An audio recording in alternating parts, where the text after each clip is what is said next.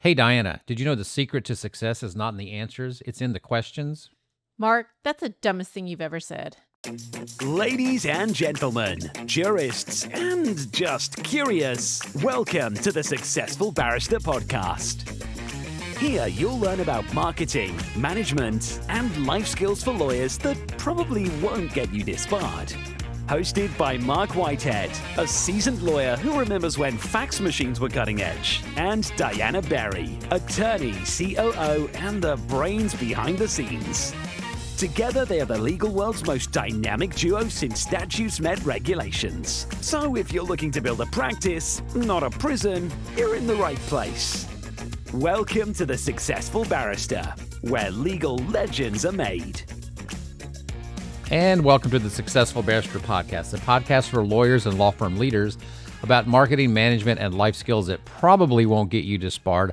I am your host, Marc Whitehead, alongside my brilliant COO, my number one, Diana Berry. Hey, Diana, what's up? Not much, Mark. How are you?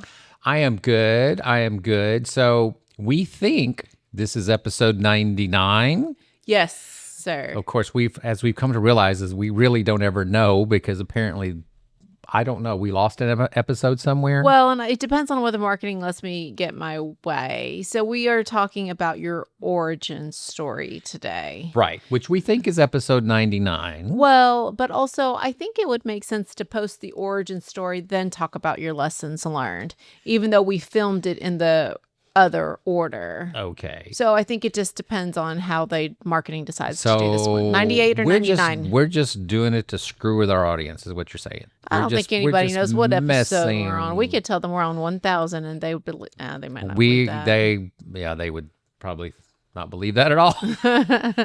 But today I'm very excited about this one. So what are we talking about today? Your origin story. My origin story? Yes, sir. Well, I was born. No, sir. No, we're not okay, doing not that. Nope. No, not. Don't care shit where I was born. I do. Well, I don't think that's this podcast anyway. I think we're going to talk about how you got to where you are today. We're leading up to 100 and have a very special episode 100 planned for you guys. Well, Mark does anyway. I've been excited that he's been doing all these outlines recently because we've been talking about him. So we thought we would give you a little bit of kind of behind the scenes. When are we going to do one about you? Nobody cares about Oh, me. that's going to be episode 101. That is oh no, I've got ideas on 101. But I a little behind the scenes about Marc Whitehead and how he came to eventually just do this podcast. So you made me think about this, and so I was sitting there rattling my brain about what to talk about, and I kept coming back to the same theme: is that a lot of people ask me, you know, what was the plan? What was the master plan? How did I plan to get to where I was? And the reality is there wasn't a plan. Yeah. I didn't have a plan. You had no idea you'd be sitting at this building? There was no master plan. There was just a series of fortuitous events that I managed to take advantage of. So when I was in Italy, I'm not supposed to be working, but I downloaded John Morgan's new book, John Morgan of Morgan & Morgan, Size Matters Law Firm. And he has a book, his latest book is about luck and about how everything that ever happened to him was luck. Now, I haven't finished the book yet, so I've only read the first 2 chapters. But I think the central theme of the book was, yeah, I got lucky, but I took advantage of all of my luck. And it's what you do with your luck that really matters. And that sort of struck me. So when I was combining my thoughts with, the first couple of chapters of Morgan's book, it actually made a lot of sense to me. I mean, just how I met my wife was so insanely lucky, the luckiest thing that ever happened to me, just walking into a pizza joint one day, how lucky was that? Did you always go to that pizza joint? No, I'd never been to that pizza joint. Did she always go to that pizza joint? No, she had never been to that pizza joint. So y'all happen to be at the same pizza joint that y'all had never been to before at the same exact time. Exactly. Huh. So, I mean, just dumb. Which, that probably happens luck. to all of us. Well, I mean, at any given time. But I guess you just happened to notice beautiful Mrs. Tina. Well, yes. I mean, And the hot you- blonde sitting there, it's hard not to notice. So. But you struck up a conversation. But I did. I took advantage of my luck. Okay. I wasn't a shrinking wallflower over there. I okay, let's talk to this person. So Well, and I think that that's a common theme, maybe not a common theme, but it is one of the running themes of the podcast because, we are talking about Marc, but I do think we have a few visionaries, a few law firm owners that listen to this podcast. So you can find yourself in all of Marc's stories and in the different, I'm going to give it away here, different versions of Marc. So I've structured this podcast around the 5 versions of Marc. And each version of me was necessary. It was necessary for me to go through this phase because if I hadn't have gone through the phase, I probably wouldn't have ever been able to get to the next phase. And at each phase that I was in, there was something holding me back. And I had to get over what was holding me back at that particular time to get on to the next phase of my life, the next phase of my career. And that is sort of the theme that I've developed here for talking about me, because quite frankly, do you really want to know what hospital I was born in? Nobody. No, it was Methodist Hospital on Union Avenue in Memphis, Tennessee, by the way, but nobody. just to get the record straight. Okay. I was born in this country. You can't deport me. Let the record reflect. But I think that, Marc, you were talking about the versions. When you talk about your versions, do you think that they were in this order? Is that essential? I think for me, it was essential. I'm Okay. not saying it's essential for everybody, but for me, it was essential because each version of me formed the foundation of the next version of me. And I don't know any other way I could have done it personally. So, I always make the joke, if I would have known 30 years ago what I know now, my yacht would be 127 feet, not 27 feet. That's okay. I'm okay with 27 feet. I'm happy. It got me here. And I'm satisfied with where I am now.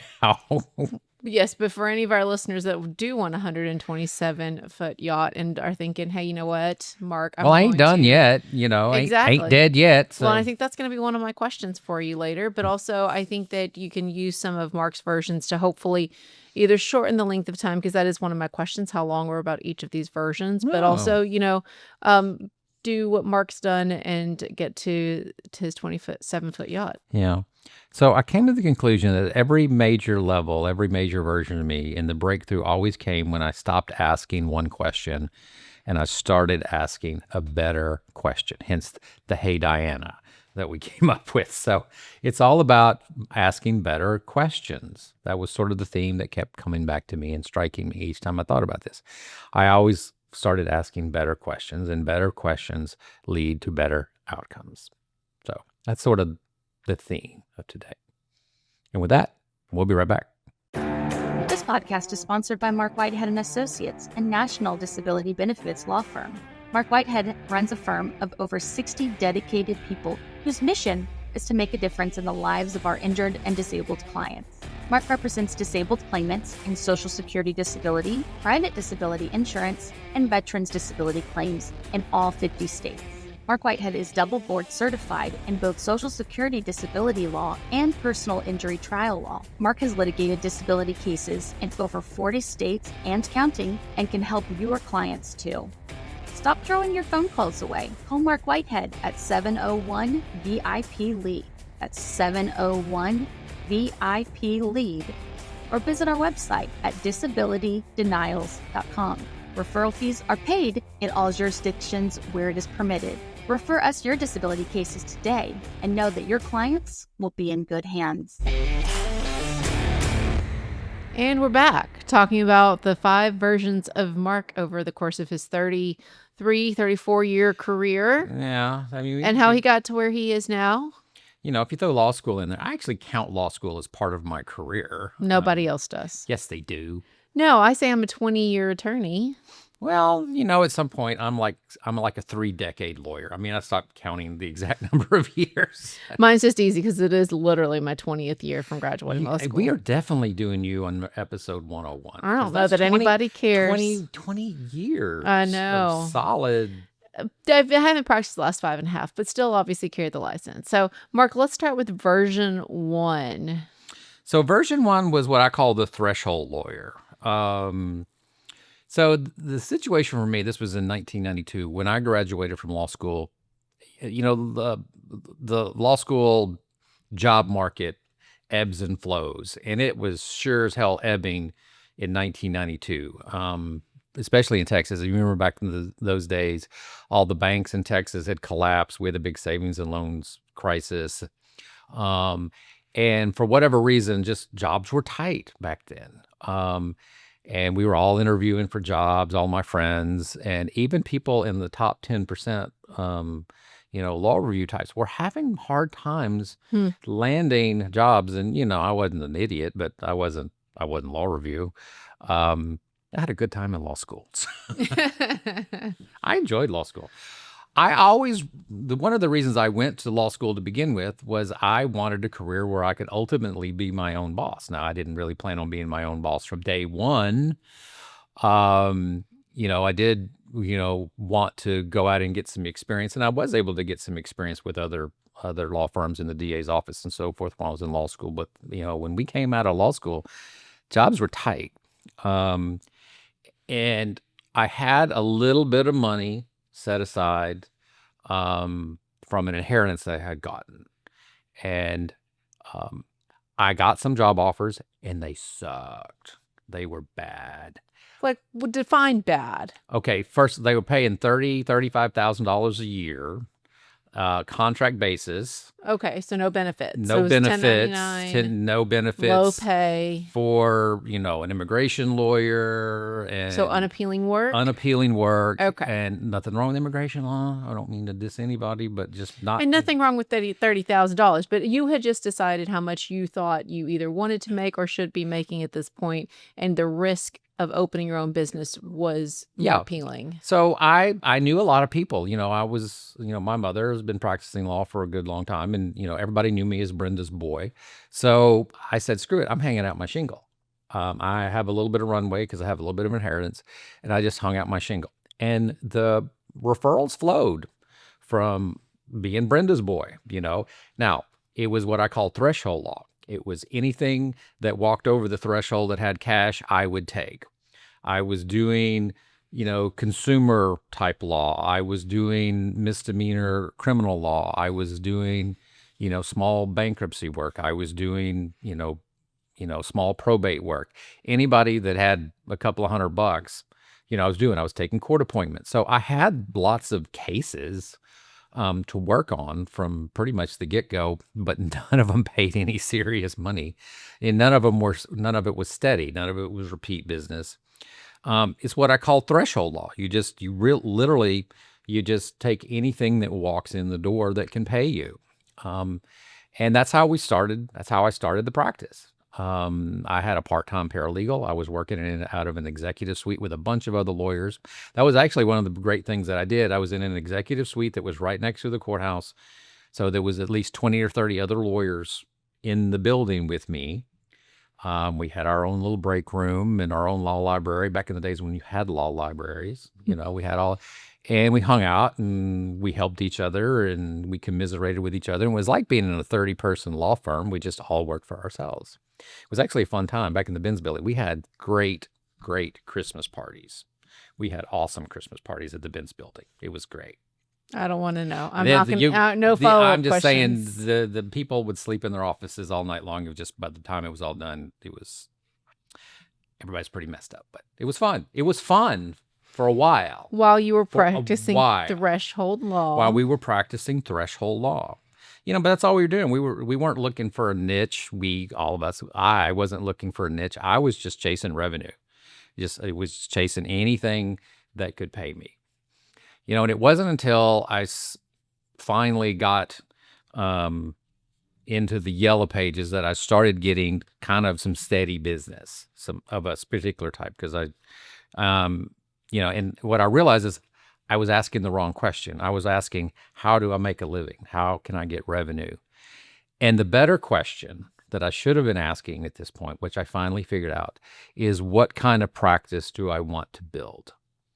And once I figured that out, I transitioned from threshold law, into what I call the accidental specialist. So, but the accidental specialist is like, what kind of practice do I want to build? And I realized that I wanted to build a personal injury practice. That's what I wanted to do. And how do I do that? Back in the day, if you wanted to get business, the way to advertise, it was two ways to advertise back then. There was the yellow pages, and then there was television. Well, there was radio. Okay, three ways: radio, television, and the yellow pages. And I couldn't afford the TV or the radio. So I was in the yellow pages, and that's what we did. So there used to be the big book. We called it the big book. It was a big 2-volume yellow page book that covered the entire Houston Metroplex. And then there was about 12 to 15 suburban books that covered, like Pearland, Baytown, Clear Lake, the Woodlands, so forth and so forth. And you would get into all these revolving contracts with the yellow page salesman who loved you. Every month he came and he would take me to go play golf. He would take me to go play golf, and he would have a new contract for me to sign for the next edition of whatever suburban book was rolling over that month. So every month he was in my office taking me to play golf, wooing me, buying me beers. Here, sign another contract, sign another contract. But that's how we did it. And back then it worked. I would sign up 5-6 cases a week. Oh, wow. A week from the yellow pages. And that's kind of how it all started. That's how it started. And then I had a weird opportunity walk in my door. I was introduced to a gentleman who had been disbarred. He had lost his license. Did he introduce himself to you? No. He was introduced to me by a friend. Okay, so who's now a judge.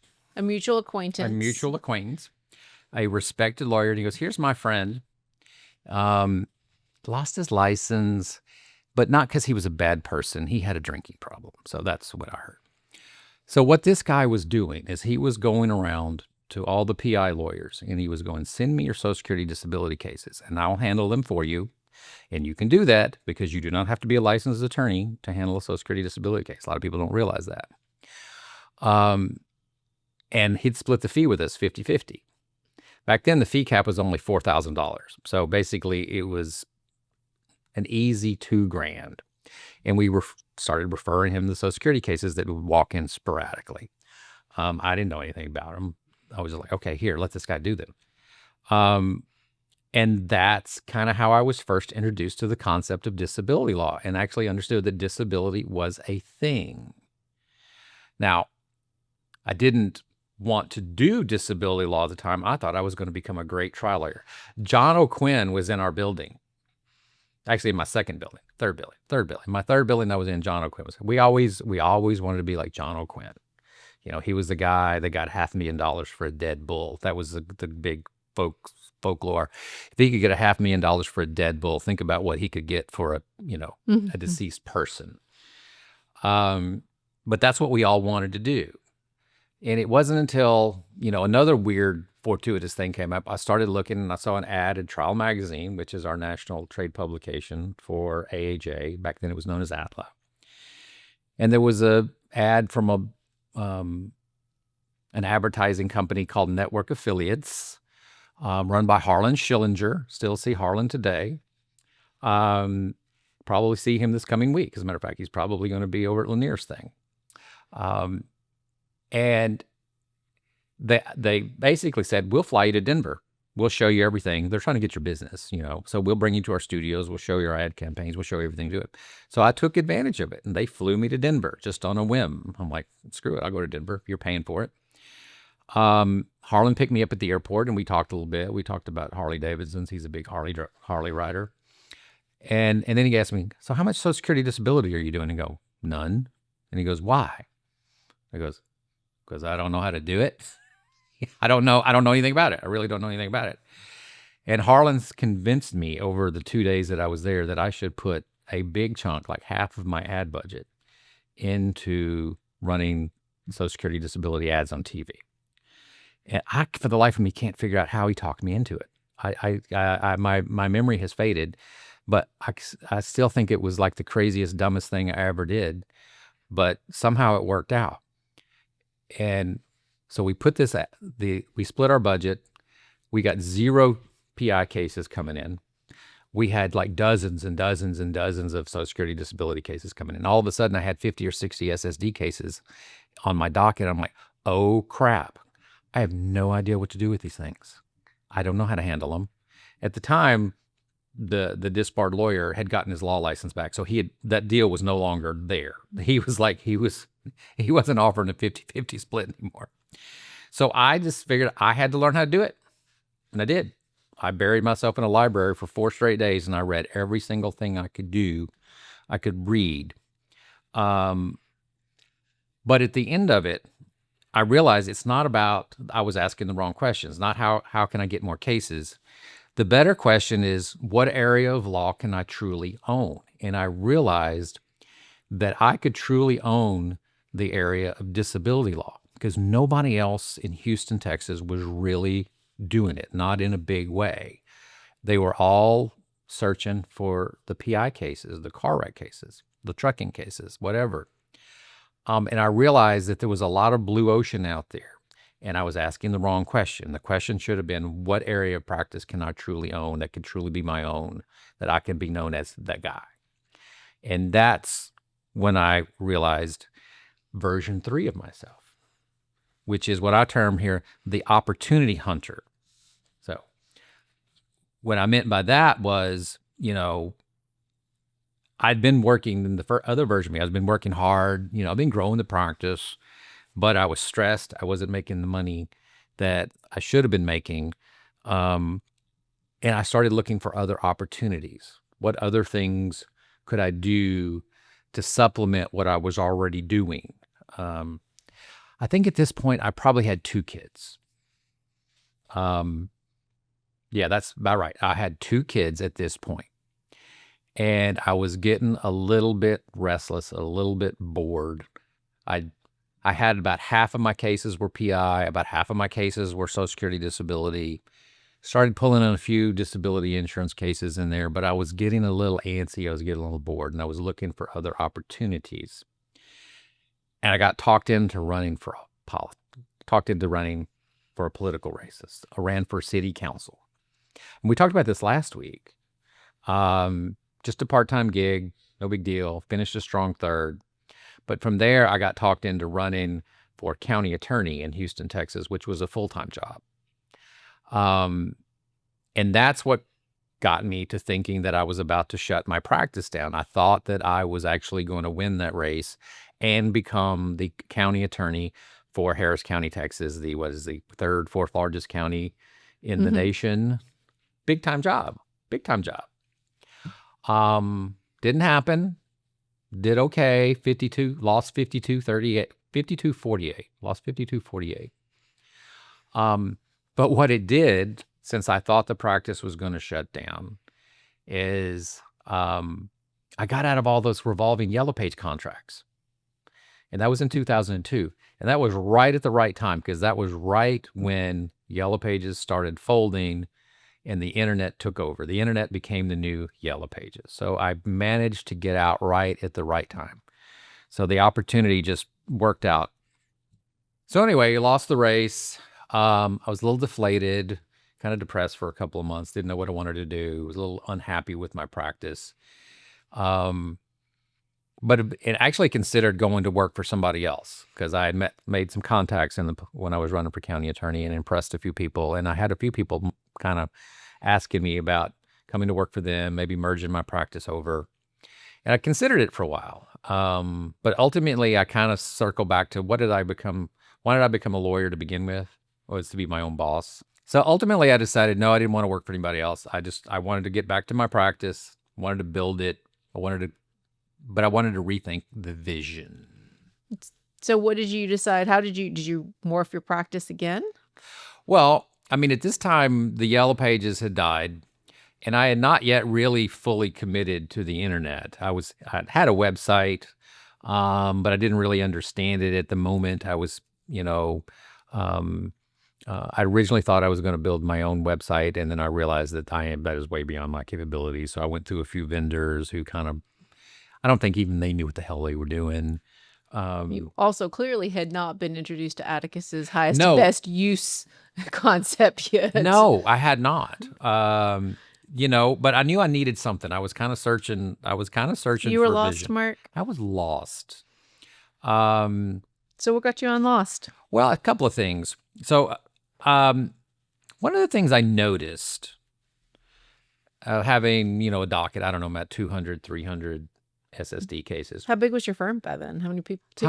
How many people? I had one associate attorney, and I probably had about 6 staff. Dedicated intake yet? None. No. The paralegal still did the intake back then. Big mistake. Don't let our paralegals do your intake. And what'd you notice? So what I noticed was that about 1 out of every 10, 1 out of every 15 of my Social Security disability clients also had a disability insurance policy that they were having problems with an LTD claim. And I didn't know how to deal with it. I read the policy. I quickly realized it was governed by ERISA, which I didn't know what ERISA meant. As I soon came to find out, it meant everything ridiculous ever known since Adam, I think is the acronym, something like that. You need an There is an acronym that covers it. Oh, I'm sure. ERISA, everything ridiculous, something since Adam. Okay. I don't have the I. But I did the same thing. I said, I can figure this out, just like I did with SSD. And I just went to a library and studied it for 3 or 4 days and figured out that these are cases that we could actually handle. And I started collecting these cases, and I just started getting more and more of these cases. And it was roughly about this time that I met a few people that really helped out. Jonathan Harris, your friend and mine. We've talked about him on this podcast. Funny story. So Jonathan Harris, I still had a car wreck docket at the time, and Jonathan Harris had 9 trials, and you need to have 10 trials to get board certified in PI law in Texas. At least it was back then. I don't know what it is today. And he needed a 10th trial, and he needed it real quick because he wanted to take the exam that was coming up. So he put out an email to everybody, and he goes, anybody got a case that I can try for them? And I'm like, damn right you do. I got a car wreck case set to go this week, and I don't want to do it. Yeah. Because I was still suffering from burnout at this point. And Jonathan came over. He read the file. He went and tried it. I second chaired it for him. He won it, got a big old verdict of $15,000, but he got his 10th trial in. So he and I became friends. And he all of a sudden started saying, hey, Mark, you do these insurance claims, these LTD claims. And I go, yes, I do. I go, I know a way to get some of these claims, and we can cut a deal. So we did. We cut a deal. And I realized that he had some internet guru who had sort of figured out how to get these claims over the internet. This was back in the 2000s, so still The aughts. And we did this deal for about 2 or 3 years. I think we did this deal. And that's when we really, really grew the LTD side of the practice. And it was at that point that I realized that that's when we started phasing out personal injury as part of one of our core practice areas, because it just became tougher and tougher and tougher to market for those types of claims. And it was so much easier, particularly with the internet and particularly with attorney referral marketing. It was so much easier to get these other types of cases. And that's kind of when that shift occurred. And that actually regenerated my mindset, that rejuvenated me, I guess is the correct word, that now I had something new to look for. And right about the same time is when veterans' disability claims become a viable business option, because before 2007, you could only charge a veteran $10 to represent him before the VA. They had outlawed contingency fees. Well, because of the Gulf War and the pressure from the veterans veterans advocacy groups, who realized that they were being shut out of the legal system because they couldn't get lawyers, Congress changed the law and allowed us to charge a contingency fee. So all of a sudden, we added veterans disability. And that's when I really realized that that's what the practice ought to be. Our mission was to help disabled people with their denied disability benefits, whether it's insurance, whether it's veterans, whether it's Social Security disability. And that's when the vision of the firm really came together. So on this version of yourself, which you've termed the opportunity hunter, what was the question? What was the wrong question? What became the right question? So the wrong question was, how do I do this? So you kept trying to figure out how to do it. I all kept on your figuring own. out how to do it. And the right question that I came up with is, who already knows how to do this? Who already knows how to run this stuff? So I think that the lesson from this version of Marc, the opportunity hunter version of yourself, is that your network can determine your ceiling. That who is playing where you want to play, and go spend time with them. Right. And the who, in this case, turned out to be Henry Harlow. Henry Harlow was introduced to me by Atticus. And at this point, I had started dabbling with Atticus. I didn't know them very well, but I knew them well enough. And I want to say it was Steve Riley with Atticus. Said, Marc, you need to talk to Henry Harlow. And Henry Harlow was an internet guru back in the day when internet gurus were still a brand new thing. You know, the internet was still the Wild West back then. Nobody quite really knew how to harness it. But Henry knew how to harness it. And he built us our website, Disability Denials. And he ran it for 7 years. And would still be running today if he hadn't retired. But Henry really made our marketing flywheel work. I mean, he put together the website that still brings in 50% of our business today. But it was like it not me doing it. It was who. I had to start asking the right question. Who can help me do this? And that's when it really shifted.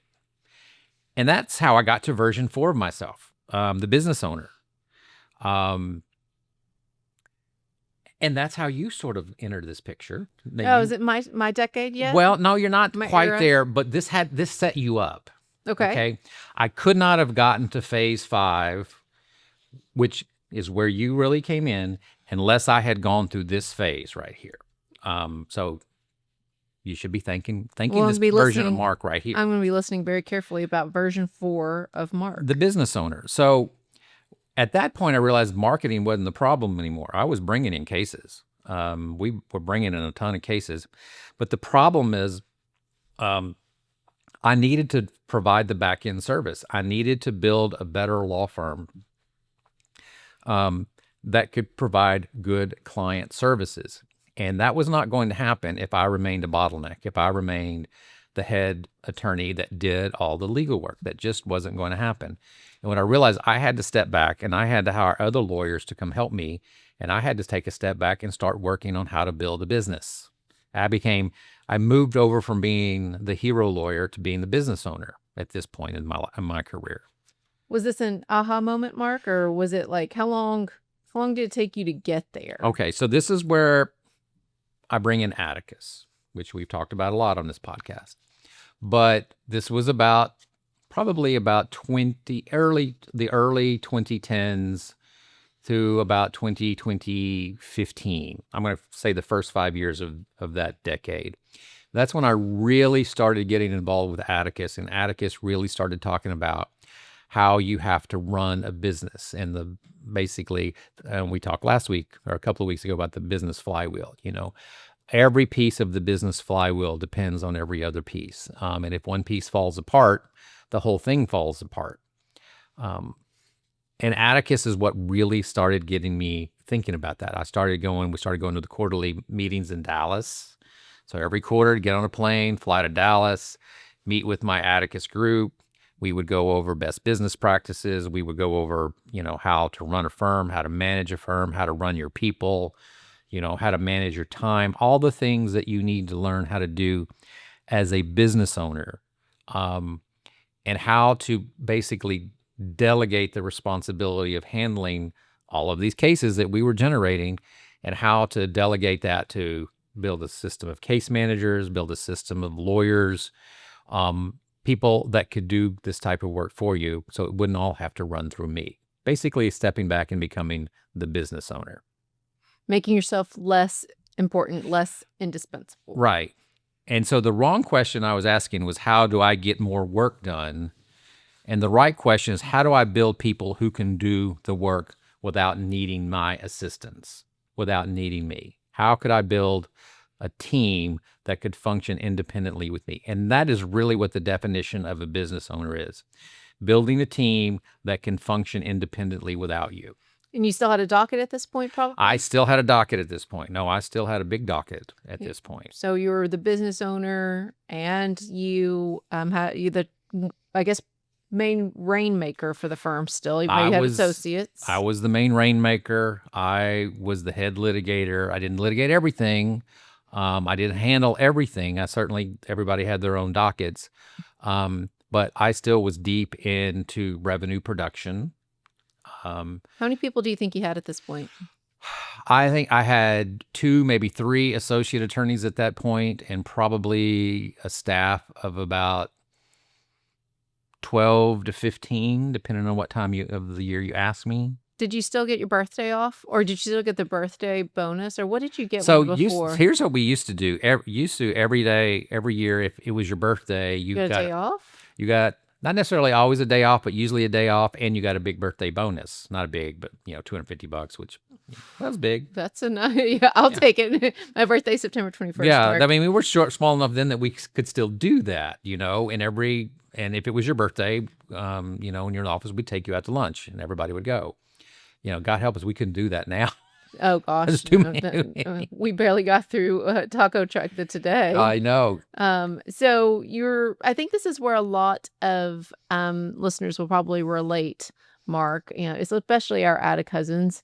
They have a thriving business, like the office, right? They have payroll every other week. They still carry their docket. They are Ada cousins, so obviously they're learning how to set up their systems and the same things that you were. Yeah. So that leads me to the final role, and this is where you come in. Okay. So version 5 of myself is the CEO version, the Chief Executive Officer version. So my current role today, and you came in 2020, sorry. I don't know why. Yep. 2020, COVID. You were a COVID hire. Mm-hmm. And that's when I dropped carrying docket. So in 2020, it was roughly about the same time. Okay. It might have not quite coincided perfectly, but close enough for government work. It was pretty much about then. And I stepped back and I changed my role from being a revenue producer, in addition to running all the other things, I stepped back, and now my role is visionary, the CEO, and the marketer of the firm. I call it the 3 M's. I manage the firm, I market the firm, I mentor my people. But I'm no longer a revenue producer. I just guide the firm. I have the vision of the firm, but I hired you to run the firm. So why don't you tell us about what you did and how you stepped in? Oh, no, this is your origin story. No. I'm really curious, though. Do you still introduce yourself as a lawyer? Like you're like at a dinner party with Mrs. Whitehead from the pizza place. And do you say, hi, I'm Marc Whitehead? And they're like, what do you do? Do you say, I'm a CEO or I'm a lawyer? I'm managing partner? I will say I'm managing partner of my own law firm. Whoa. And if they really ask, and I'll say I'm a lawyer and a CEO. It's been the hardest thing, since you asked about me, it's been the hardest thing for me to say when people are like, well, what do you do? And I'm like, I used to say I'm a lawyer. Now I used to stumble and it was never one moment, but at some point over 5.5 years, Marc, we've been together 5.5 years, I stopped saying I'm a lawyer. I'm a COO of a national disability law firm. And they're like, wow, that's really cool. How'd you get that? And I'm like, well, I'm still a lawyer, but I don't carry a docket. Like because it was for a while there where it was really awkward. I would say I'm a COO, but I don't practice. Or so I'm a lawyer, but I don't practice. Like it was weird. I'm like, why is there a button there? So you just had to practice your elevator speech is what you're saying. But not even that. My identity was all mishmash. Oh, yeah, because absolutely. all of these things, I think the reoccurring version, the theme that's underlying all of these things is your versions, at some point who you identify as and what your mindset's telling you are, had to change so that you could level up to the next version. Right. You had to let go of the prior thing that you identified with. I identified as the hero lawyer and the head litigator and all this stuff. And I had to let go of that and redefine how I thought of myself. And so what were the skills that you focus on now, Marc, as the CEO of Marc Whitehead and Associates, a team of 70 people, team across the world, literally. Literally. Literally. What are the skills you focus on now? So the primary role of a leader is to develop other leaders. So my primary role is to help develop other leaders in the firm. One of my focuses and one of my jobs is to keep people accountable. And as we've said many times on this podcast, this is where I'm weakest at. You lit me up earlier today about my accountability skills. I understand it was probably well-deserved, although a little harsh.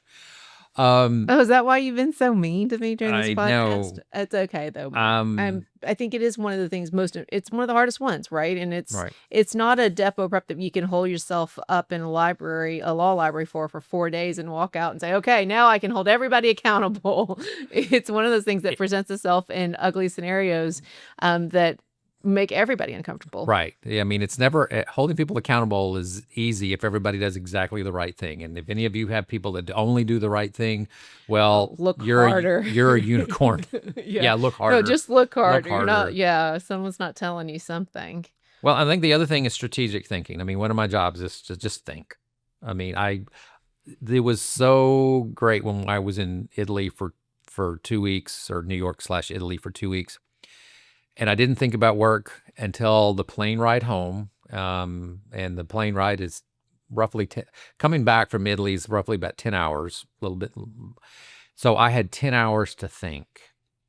And I wrote out a 5-page just manifesto during that 10-hour period of this is what we're going to do with the firm when I get back. And it was some of the most clear thinking I had done in a long, long time because my brain was fresh. It was refreshed. It wasn't bogged down with minutia. It wasn't bogged down with the daily grind. I had 2 weeks to clear my head, and I had 10 hours in this little bitty metal tube in one of these really, really cool lay-down seats where you could just prop up. I was just going to say, little bitty tube with your lay-down seats is not coincides. Oh, there. But also, I'm not spending 10 hours back in the back of the bus. No, I'm way past that. Well, don't forget the rest of us in steerage. But also, I think, yes, you probably had Wi-Fi, but the lack of distractions allowed you to have more clarity. Yeah. In your thinking. And that's what my primary goal is. This is when I hit the ground running. When I got back, everybody like, you're hell on wheels. Like, you have a list of, your to-do list is a mile long. Yeah, I had plenty of time to think about it. I didn't get my list yet, and I'm a little disappointed by it. I have but it. That's okay. I can email it to you. Yes, please. I don't feel very loved without my list. But also, I think that the hardest mental shift for the CEOs is that your scorecard is no longer your production. Meaning, as the business owner or even as the opportunity hunter and all these other versions, the how many cases you settled and for how much, that was your scorecard. But as the CEO, your metrics are our metrics. Like, how well is Diana performing? Is Diana achieving all of her goals? Are my attorneys settling their cases at X percentage of value? Yeah. So, and I think ultimately, the last question that I replaced, my question was, how do I solve this? And the better question was, who can help me solve this? Who, not how. Who, not how. This is my mantra forever now, is who, not how. I hate that book. One of my great ideas on the plane was, I want to make T-shirts for everybody in the firm that says, I'm a rock crusher. And I started thinking about who can I get this to do this for me. I was thinking like, instead of looking for who can design this for me, where can I find a vendor, blah, blah, blah. I'm like, who in my office can I just pass this off to and let them run with it? And of course, who do I pick? The most competent person in this law firm. Yeah, absolutely. You picked the right person. And I picked Cindy. Of course, I picked Cindy. I'm like, why? I'm glad you put that over there. But you definitely. Cindy. There was this one time this week where we were in a meeting, and we've had a few, obviously, and we both just looked at each other, and I knew the 2 words. that were going to come out of your mouth next. And I was just like, just say it already because I'm just. I know. And I just sat there and looked at you. And I was like, just say it already. No, and I'm like, I wasn't going to say it. I was going to make you say it. And I was like, all right, just say it. Fix it. Fix it. Fix it. And so that's why that book is my nemesis, but that's okay. So Marc, I do have one question before we wrap this segment. If you could go back and ask your 30-year-old self, or maybe even your 20, I guess how old, 22-ish-year-old self, 26-ish-year-old self, one better question, what would it be?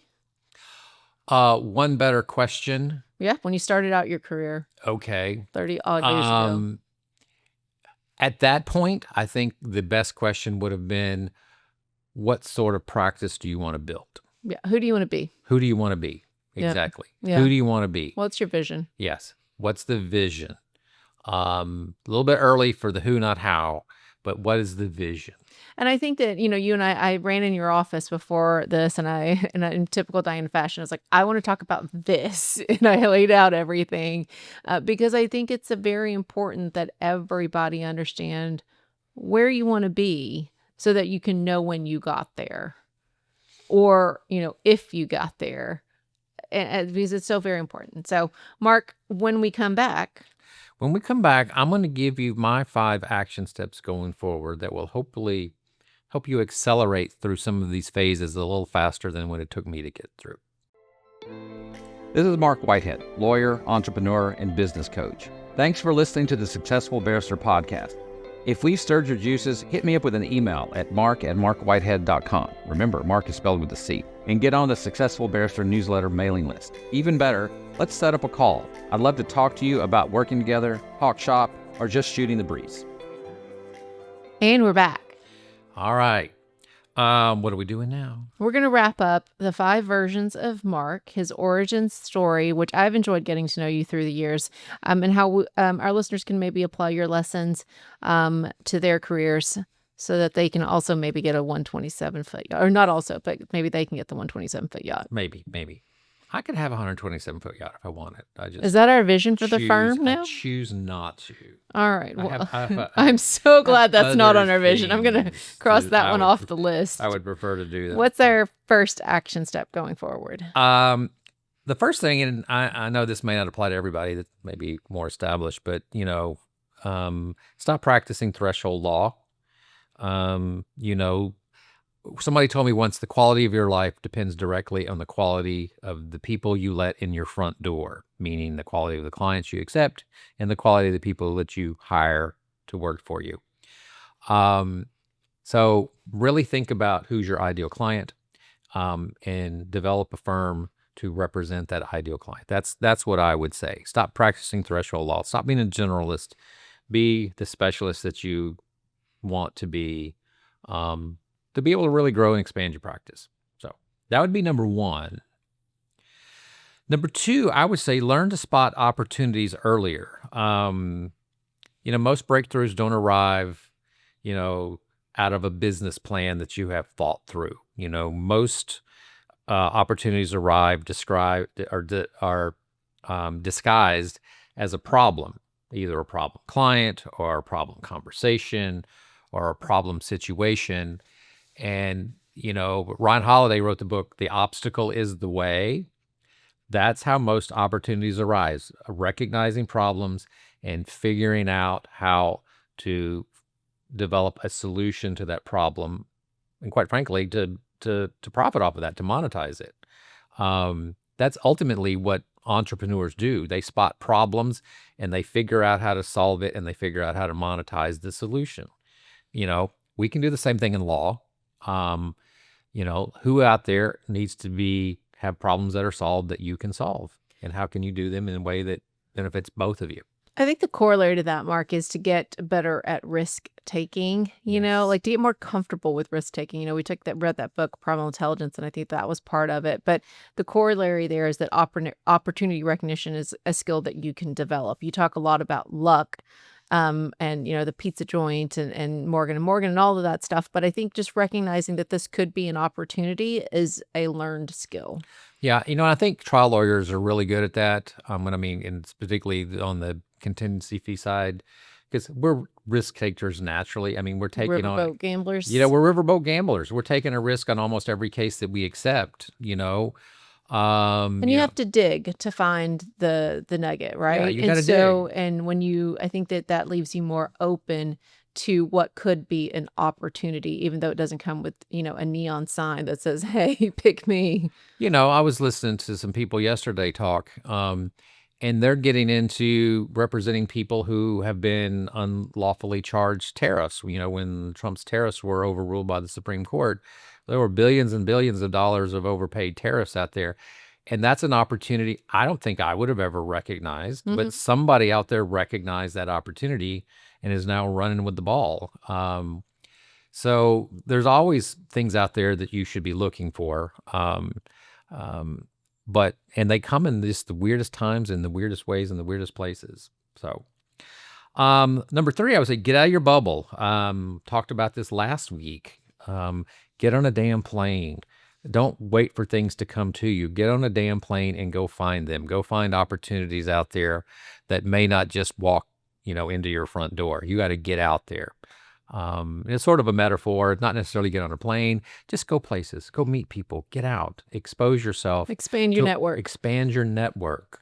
And that frequently can mean getting on a damn plane. That's what happened to me, Number 4, build people before you build scale. You need good people in place. Melanie, my paralegal, I've had for 30 years. Leslie, my office manager, how long? 17 years? 18. 18 years she's been here. Anthony, 15 years. Find good people and build them. And success is going to come your way. And I would say the 5th, and this is obvious, considering this was sort of the theme of the podcast, is ask better questions. Whatever the question you're asking, figure out a better way to ask it. You don't necessarily need better answers. You just need to ask better quality questions. In other words, you need to get to the root of what the real problem is. What's the thing you're supposed to do? Ask 5 whys. Yep, the 5 whys. That's the 5 whys. If your question gets bogged down, ask 5 whys and develop a better question. Yep, I used to tell people until I stopped saying this. I judge people by the quality of their questions. See, some people laugh. Other people are like, I know, horrified. I'm like, I need to stop saying this. And my kids probably hate me because I ask the same question every day when I see them. I'm like, how was your day? And they probably, God, Dad's it again.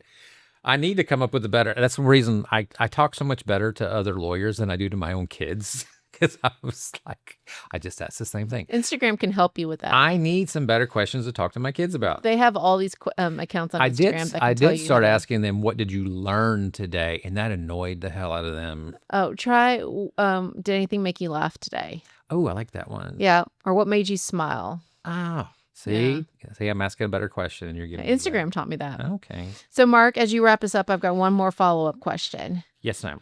Is there version 6? I certainly hope so. Yeah. I'm not done yet. I ain't dead yet. I was going to say, I've got an idea for version 6 in case you need one. I would love to hear it. Again, it's I don't know what version 6 is going to be, but well, I've already started laying the groundwork for version 6 of Mark. You just probably haven't pieced together all of my breadcrumbs yet. But when you do, it's going to be a hammer over the head. This could be episode 101. You've already picked. Well, actually, we're not doing that one either. Okay. But I've already got like 10 episodes lined up for the next. How about episode That's where I'm 200? Episode 200. Version 6 of Mark? Version 6 of Mark. Deal. Okay, deal. Do you want to do the outro? Oh, no, sir. This is all you. God, I would never. This is killing me. All right. So I want to thank everybody for listening to the Successful Barrister podcast, where legal legends are made. I'm Mark. And I'm Diana. And together we're the dynamic duo of law. So if you've enjoyed today's episode, please rate and review us wherever you get your podcasts. And be sure to hit the share button to share this episode with some of your fellow overworked lawyers. For more episodes and resources, visit us at successfulbarrister.com or hit me up with an email at marc@marcwhitehead.com. Can't talk. Marc is spelled with a C. Well, they can find you at Diana@marcwhitehead.com, so with one N. With 3 N's. Okay, got it. And do not forget our sponsor, Marc Whitehead Associates, a national disability law firm at www.disabilitydenials.com. So until next time, run a practice, not a prison. Bye. Bye.